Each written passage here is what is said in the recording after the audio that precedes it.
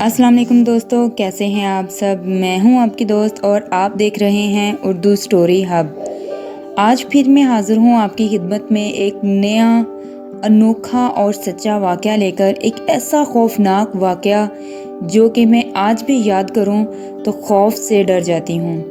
तो चलो चलते हैं हम अपने वाक़ये की तरफ। वो सुर्ख आँखें। मैंने कभी ऐसा परिंदा नहीं देखा था। इसका सारा बदन काले बालों से भरा हुआ था। उसकी सुर्ख आंखें देखकर मैंने दहशत के मारे भागना शुरू कर दिया।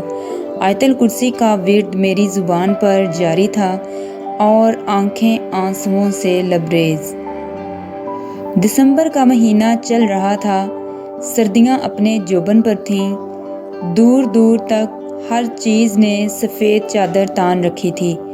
अभी भी बर्फ़ की रुई की मानद गिर रही थी। वक्फा वक्फा से दीवार के दरख्तों की शाखें चटकने की आवाज़ें सुनाई दे रही थीं। गहरी खामोशी रूह तक में सनसनी पैदा कर रही थी। मिट्टी का कुशादा कमरा जिसके बीचों बीच जलती लकड़ियाँ एक आला दहक रहा था और इसके इर्द गिर्द हम सब दादी के गो घेरे में लिए बैठे हुए थे। दादी अम्मा नज़रें दहकती लकड़ियों पर जमाए माजी के सफ़ों की बरकरदानी कर रही थीं। कुछ देर बाद गला खंकारते हुए गोया हुई। ये उस वक़्त का वाक़या है जब पानी की किल्लत के बायस मैं और सनोबर आपा सहरी के वक़्त पानी भरने जाते थे। सनोबर आपा मुझसे उम्र में काफ़ी बड़ी थीं। सनोबर आपा कभी अजान से पहले और कभी अजान के फ़ौरन बाद पानी भरने के बर्तन लिए आती और हमारे घर की दीवार पर बर्तन से ज़रबे लगाती।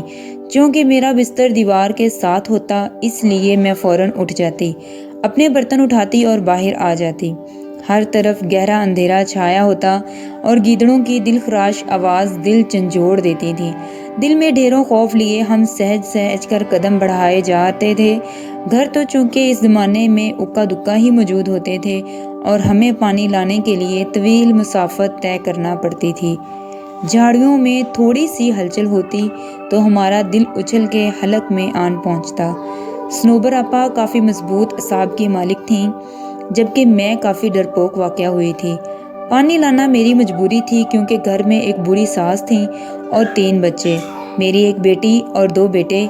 शोहर तो रोज़ी रोटी कमाने के सिलसिले में बाहर चले जाते तो महीनों बाद ही वापस लौटते थे। आगे आगे सनोबर आपा होती थीं जबकि पीछे मैं होती थी और कभी कभार तो मुझे महसूस होता था कि मेरे पीछे कोई और भी चलता आ रहा है। अपने पीछे उठाए जाने वाले कदमों की आवाज़ में बखूबी सुनती थी, लेकिन मुझे सनोबर आपा हमेशा नसीहत करती थीं कि कभी किसी चीज़ के पीछे ना जाना चाहिए। तुम कुछ भी देख लो और कभी पीछे मुड़कर नहीं देखना चाहिए, तुम्हें कुछ भी सुनाई दे रहा हो। मैंने उनकी बात को दिल पर नक्श कर लिया। मैं अपने पीछे पीछे कदमों की चाप सुनकर ज़ोर से आंखें बंद कर लेती और दिल में आयतल कुर्सी का विर्द शुरू कर देती। लेकिन जब तवील सफ़र तय करने के बाद बैठने को जी चाहता तो यूं महसूस होता जैसे बिल्कुल साथ कोई बैठा है। गर्दन घुमाकर इधर उधर देखने पर सिवाय अंधेरे के कुछ दिखाई ना देता। हमारा रोज़ का आना जाना था। एक रोज़ मुझे आवाज़ आई कि दीवार पर ज़रबें मारी जा रही हैं। मैं उठी, अपने बर्तन उठाए, लेकिन गहरा अंधेरा देखकर ठिठक गई। मुझे यूं महसूस हो रहा था जैसे आधी रात का वक़्त हो। मैं बाहर गई तो देखा सनोबर आपा का दूर दूर तक नामो निशान नहीं था। मैंने ये समझकर कदम रास्ते में डाल दिए कि वो ज़्यादा दूर नहीं होंगी और मैं इन तक पहुंच जाऊंगी। गीदड़ों की आवाज़ें मुसलसल पल भर को मेरे कदम को साकत कर देती। मैंने भागना शुरू कर दिया, लेकिन मैं इन तक पहुंच नहीं सकी। बिगड़े तनफ़ुस के साथ मैंने मुसाफत तय की और जाए वक़ुआ पहुंचकर मेरे अंदर तक सनसनी दौड़ गई। सनोबर आपा वहां मौजूद नहीं थी।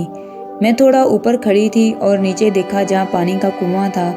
ऐसा महसूस हो रहा था कि कोई पानी के डोल यके बाद दीगरे अपने ऊपर बहा रहा हो। मैंने नीचे जाना ज़रूरी ना समझा और पानी का डोल उठाकर इस पर बैठ गई। लेकिन थोड़ी देर बाद बैठने के बाद پانی کی آواز بدستور آ رہی تھی۔ مجھے عجیب و غریب خیالات آ رہے تھے اور پانی کی آواز سے عجیب سا خوف محسوس ہو رہا تھا۔ اپنے پیچھے کسی کو محسوس کیا تو میرے جسم پر کپکپی طاری ہو گئی۔ میں نے لرزتے ہوئے پیچھے مڑ کر دیکھا تو کسی کا نام و نشان نہ تھا۔ وہاں ایک دم سے سناٹا چھا گیا۔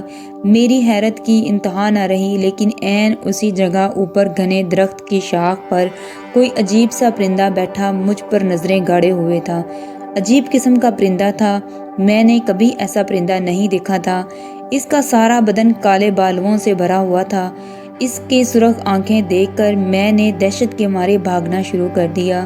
آیت الکرسی کا ورد میری زبان پر جاری تھا اور آنکھیں آنسوؤں سے لبریز۔ میں نے 1 منٹ کے لیے بھی رستے میں رکنا مناسب نہ سمجھا اور اپنے گھر کے پاس پہنچ کر دروازے کی طرف ہاتھ بڑھایا ہی تھا کہ اسی وقت صنوبر آپا اپنے گھر کا دروازہ کھول کر باہر نکل آئیں۔ ان کے پاس ڈول بھی تھے اور میں دروازے کا پٹ کھولنا چاہ رہی تھی، لیکن اپنا توازن برقرار نہ رکھ سکی اور بے ہوش ہو گئی۔ آنکھ کھلی تو دیکھا ارد گرد سب جمع تھے۔ صنوبر آپا کے گھر کے سب افراد بھی بیٹھے تھے۔ میں نے پانی کے لیے آواز دی تو سب لپک آئے۔ تھوڑی طبیعت بحال ہونے پر معلوم ہوا کہ آج چوتھا روز تھا اور میں مسلسل بے ہوشی کی حالت میں تھی۔ میں نے اس روز کا واقعہ سب کے گوشے گزار کیا تو صنوبر آپا ماتھا پیٹ کے رہ گئیں اور بولی، جیسا تم کہہ رہی ہو یہ درست ہے، تو ہم اس کو معجزہ ہی سمجھیں کہ تم زندہ سلامت لوٹ آئی ہو۔ میں نے رب کا شکر ادا کیا اور آج بھی بدن پر سنسنی طاری ہو جاتی ہے جب کبھی اس پانی کی آواز اور اس عجیب و غریب پرندے کا بالوں بھرا سر جسم آنکھوں کے سامنے آ جاتا ہے۔ میری کہانی آپ کو کیسی لگی مجھے کمنٹ سیکشن میں ضرور بتائیں اور میرے چینل کو سبسکرائب کریں۔ اپنا خیال رکھیں اور دعا میں مجھے یاد رکھیں۔